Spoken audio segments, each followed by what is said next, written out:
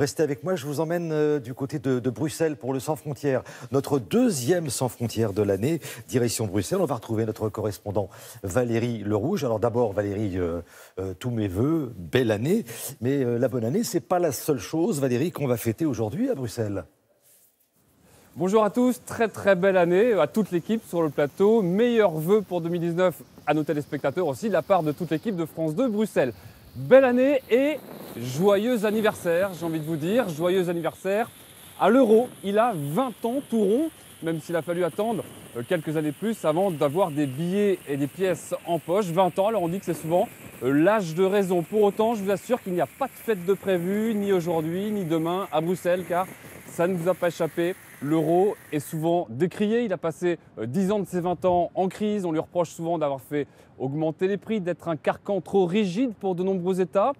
Pour autant, les quelques partis politiques en Italie ou en France qui ont suggéré une sortie de l'euro y ont souvent renoncé, sentant que ça n'était pas très populaire, car vous allez le voir, les citoyens européens qui ont l'euro y restent attachés. Reportage avec Zoé Durand et Frédéric Fournémont. 31 décembre 1998, l'euro voit le jour sur les panneaux électroniques au moins. Les 11 pays découvrent le taux de change avec leur monnaie nationale.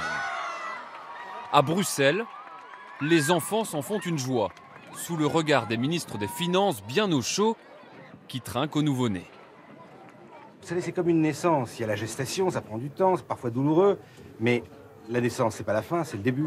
Pour l'euro, c'est la même chose. Pendant 3 ans, l'euro reste virtuel et réservé aux salles des marchés. Il faut attendre le 1er janvier 2002 pour toucher la monnaie sonnante et trébuchante. C'est là le problème.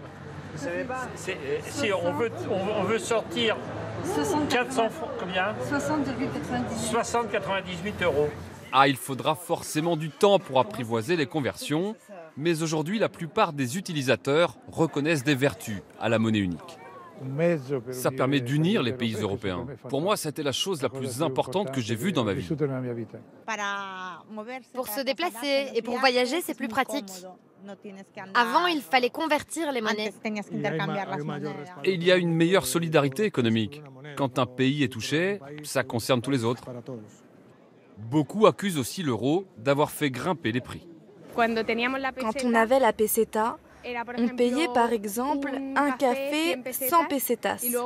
Puis le café est passé à 1 euro, ce qui revient à 166 pesetas. En fait, tout a augmenté.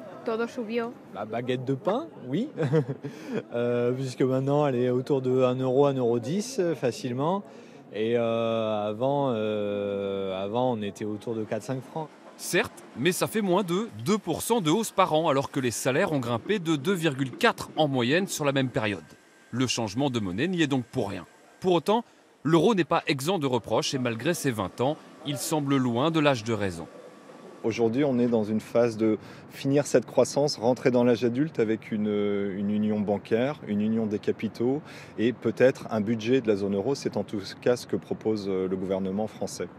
En attendant de la renforcer, la zone euro va continuer de s'agrandir. De 19 pays membres aujourd'hui, elle passera à 25 prochainement. Ah bah alors, ça fait 6 nouveaux pays. Alors, lesquels et quand exactement, Valérie ? Oui, 6 pays d'Europe centrale et de l'Est, la Roumanie, la Bulgarie, la République tchèque, la Pologne, la Hongrie et la Croatie, qui en entrant dans l'Union européenne s'étaient engagés à adopter l'euro. Alors, le temps qu'ils remplissent les critères, et ça se fera dans quelques années, 2 autres pays auraient pu ou dû y rentrer, la Suède et le Danemark, mais qui ont renoncé, notamment par référendum.